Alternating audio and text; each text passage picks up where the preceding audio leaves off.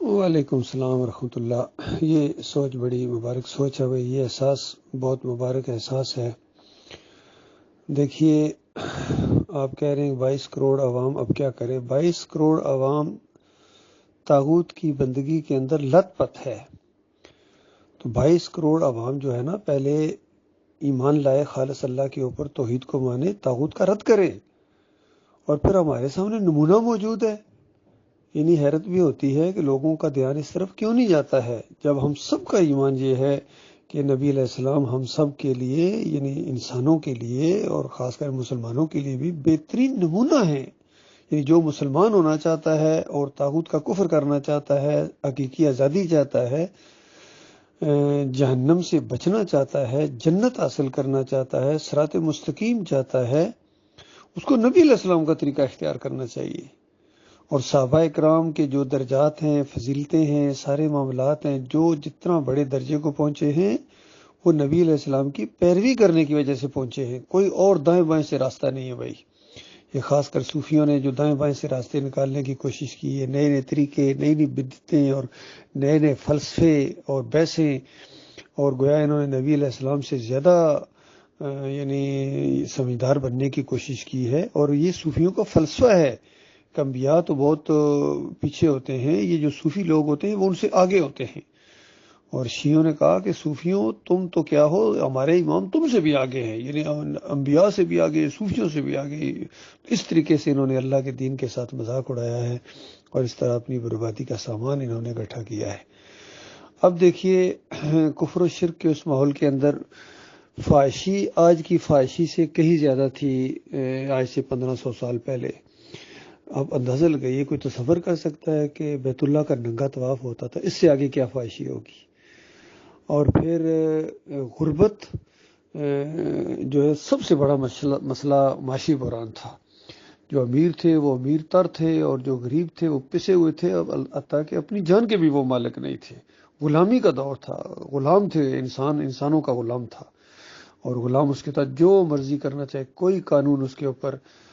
لاگو نہیں ہوتا تھا، تاکہ اگر وہ اذیت اور سزا دے رہا اس کو سخت، تو اس وقت وہ خریدا بھی نہیں جا سکتا، یعنی کوئی اس کو چھڑا بھی نہیں سکتا ہے۔ تو آج رونا رویا جاتا ہے کہ ہم غلام ہیں، پولیس ہمارے اوپر تشدد کرتی ہے، رنجت کرتی ہے، نامعلوم افراد ہمارے اوپر وہ یہ کرتے ہیں، یہ ساری چیزیں، اور ہمارا علاقہ ایک یعنی دایا بازو کاٹ دیا گیا، مشرقی پاکستان کو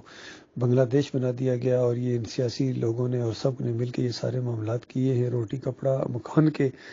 انہوں نے لالچ اور جھانسے دے کے کبھی انہوں نے نظام مصطفیٰ کا خواب دکھایا ہے، اور کبھی انہوں نے جناب ریاست مدینہ کے سہانے سپنے دکھا رہے ہیں۔ یہ سارے وہی کچھ کر رہے ہیں جو فریب کار کرتے ہیں، اور صحیح معنوں میں اگر کوئی ان کے جال سے نکلنا چاہتا ہے تو ان کے خلاف تو ہم نے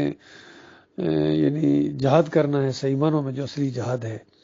ابھی یہ آزادی لے رہے ہیں، کہتے ہیں ہم آزادی لیں گے، پتہ نہیں ملے گی یا نہیں ملے گی، وہ تو ایک علیحدہ مسئلہ ہے۔ 75 سال بعد پہلے پتہ چلا کہ وہ آزاد ہوئے ہی کوئی نہیں ہے۔ اب جب آزادی یہ عمران خان صاحب دلوا رہے ہیں، اور بالفرض اس طرح آزادی مل بھی جائے جس طرح یہ کہہ رہے ہیں، مل گئی آزادی، ٹھیک ہے جی، آپ کو وہ حقیقی آزادی مل گئی جس کو آپ حقیقی کہہ رہے ہیں، میں تو اس کو حقیقی غلامی کہتا ہوں۔ میں تو وہ رجیم چینج ہے، یعنی آقاؤں کا رجیم چینج ہے، کہ نواز شریف اور زرداری اور دوسرے لوگوں کی غلامی سے نکل کر اب یہ محمود قریشی اور عمران خان اور فواد چودھری کی غلامی کے اندر آ جائیں گے۔ تو یہ چینج ہو جائے گا رجیم، ان کا آقا چینج ہو جائیں گے، غلام تو غلام رہیں گے۔ پھر کسی دور کے اندر کسی کے دماغ کے اندر یہ بات اگر اٹھے، وہ کہے گا نہیں نہیں نہیں، اوہو، میں اصلی آزادی تو میں، پھر کتنے مریں گے؟ اب اس حقیقی آزادی میں پتہ نہیں کتنے مریں گے، اس سے پہلے جب آزادی لی تھی تو کتنے لوگ مرے تھے بتائیے۔ تو یہ کب تک یہ فراڈ ہوتا رہے گا انسانوں کے ساتھ؟ اور جب یہ حقیقی آزادی لے کے ایک مدینہ ریاست اپنے خیال سے بنا چکیں گے تو پھر کیا کریں گے؟ پھر یہ مزاروں کے سامنے رکوع کریں گے، سجدے کریں گے، عرس اور میلے کریں گے، پیروں کی پنڈلیاں دبائیں گے، امام زامن باندھیں گے، لیالی مدد کے پٹے باندھیں گے، نعرہ حیدری لگائیں گے، نعرہ رسالت یا رسول اللہ مدد پکاریں گے، کیک کاٹیں گے خود جا کے پرائم منسٹر صاحب۔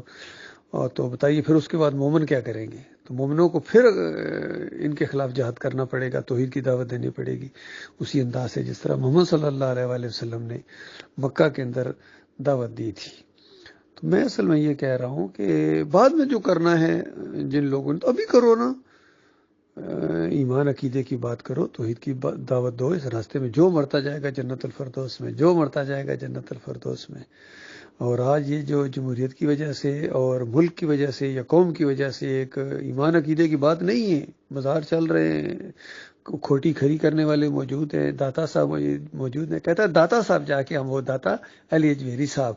جنہوں نے دین کی بڑی خدمت کی ہے، وہاں جا کے ریلی سے نکالیں، دین کی خدمت کی ہے، کشف المحجوب پڑھی ہے، کفر شرک کی کتنی کہانیاں ہیں، اور ایسے ایسے الزامات ہیں انبیاء کے اوپر کہ رشدی بھی شرمائے، یہ اور سارے یہ وحدت الوجود، وحدت الشہود، مشرکانہ عقیدوں کی بھرمار ہے اس کے اندر۔ شاہ ولی اللہ کی کتابیں اٹھائیں، مجدد الافسانی کی کتابیں اٹھائیں، محی الدین چشتی کی اٹھائیں کتابیں،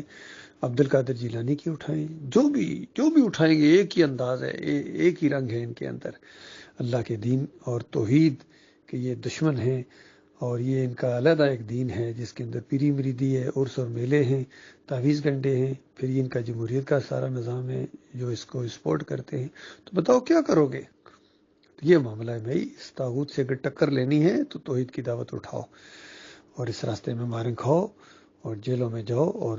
جو بھی بیت جائے، کچھ ہو جائے، اللہ سے ہم آزمائشیں نہیں مانگتے ہیں، اپنے مالک کی پناہ مانگتے ہیں آزمائشوں سے، لیکن مالک کا یہ سنت یہی ہے کہ جو بھی اس توحید کی آواز کو اٹھائے گا۔ صحابہ اکرام نے جب ساتھ دیا تھا، اور چند سال ہی گزرے تھے کہ ایک مرتبہ نبی علیہ السلام بیت اللہ کی دیوار کے ساتھ ٹیک لگا کے لیٹے ہوئے تھے،